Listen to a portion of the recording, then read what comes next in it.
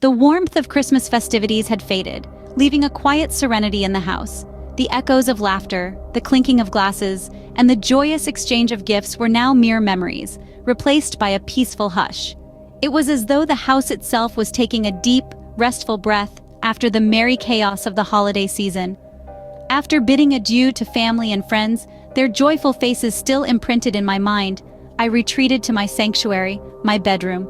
The room, bathed in the soft glow of the moonlight, felt like a haven of tranquility. Scruff, my loyal Rottweiler, his eyes reflecting the moon's gentle light, padded softly behind me, his presence a comforting constant in the ever-changing world.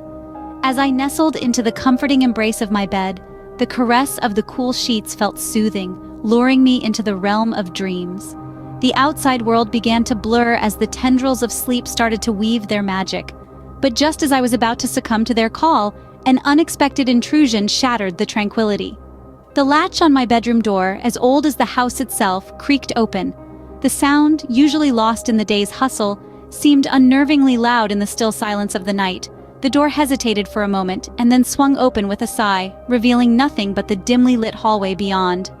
An unsettling sense of dread began to creep up my spine, but I forced myself to stay calm.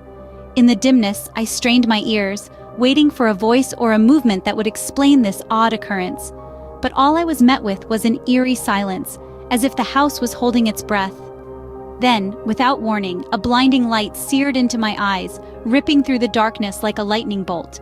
It was so intense, so sudden, that I could do nothing but shield my eyes against its onslaught. But as quickly as it had appeared, it vanished, leaving behind a lingering afterimage. Turning towards Scruff, I sought reassurance in his calm demeanor. But to my surprise, he seemed unperturbed, his eyes half closed, his body relaxed. As if he had sensed my gaze, he opened one eye, looked at me, and then closed it, showing no signs of alarm. Curiosity overcoming my initial calm, I ventured into the hallway to investigate. The echo of my footsteps was a stark contrast to the serenity that had just moments ago filled the house. The dim light from the hallway lamp only heightened the sense of unease, casting long, menacing shadows on the walls. My brother and sister-in-law were still in bed, their soft snores filling the otherwise silent house. Oblivious to the strange occurrence, their peaceful slumber was a sharp contrast to the mounting tension I felt. It was as if the world was holding its breath, waiting for something dreadful to unfold. Scruff, my loyal Rottweiler, was now on high alert. His eyes, usually filled with playful mischief, were now hardened and focused. He growled low in his throat at the closed door, his hunched posture a clear sign of a perceived threat. His reaction was a chilling reminder that the fear gripping me was not just a figment of my overactive imagination. Scruff's growls grew louder, his ears pinned back against his head as his gaze remained locked on the door. His behavior was unlike anything I'd seen before. I felt a cold dread seeping into my bones, my heart pounding against my chest like a wild drum. The quiet of the night was no longer comforting, but a sinister precursor to the terror that was about to unfold. I tried to rationalize my fear, to convince myself that there was a logical explanation for the strange occurrences. But the fear was a living entity now, wrapping its icy fingers around my heart, squeezing out any remnants of rational thought. Every creak of the house, every rustle of the wind against the window panes, was a potential harbinger of the unknown terror lurking in the shadows. The ominous silence of the night was punctuated by Scruff's growls, each one a chilling reminder of the impending doom. As I retreated to my room, I couldn't shake off the feeling of being watched. The house, which had always been a haven of safety, was now a maze of shadows and uncertainties. As I lay down, every creak, every whisper of the wind seemed to echo the same ominous warning. That night terror would grip my soul. Later, a disturbance jolted me awake. The tranquility of the night was once again disrupted, this time by an ominous creaking sound. My bedroom door, previously secure, was now inching open, allowing an intense light to flood the room. My heart pounded in my chest as I strained to make out any discernible figure through the blinding brightness.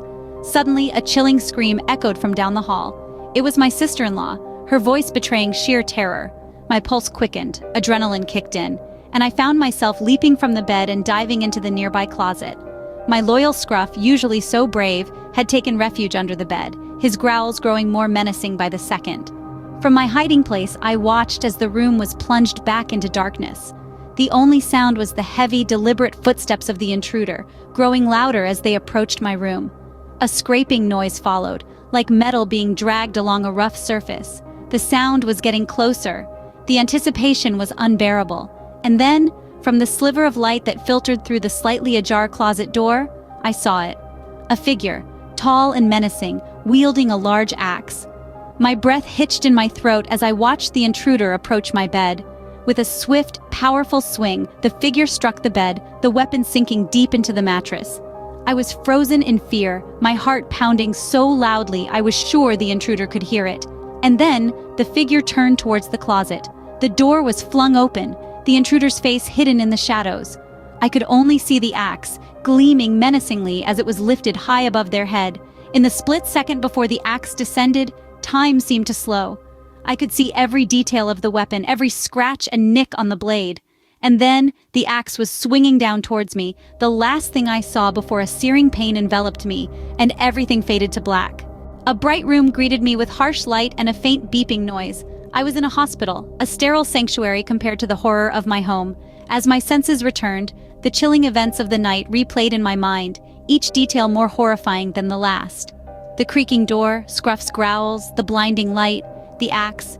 It was all too real, too vivid to be a mere nightmare. In the midst of my recollections, the familiar hospital door creaked open.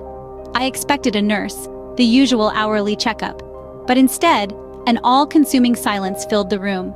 The hum of medical machinery was replaced by heavy, menacing breathing. My heart pounded in my chest as I snapped my eyes open, only to be met with the most terrifying sight yet. There it was, the figure from my home, standing at the foot of my bed, axe poised for a fatal strike. The moonlight coming from the window glinted off the axe as it made its descent towards me.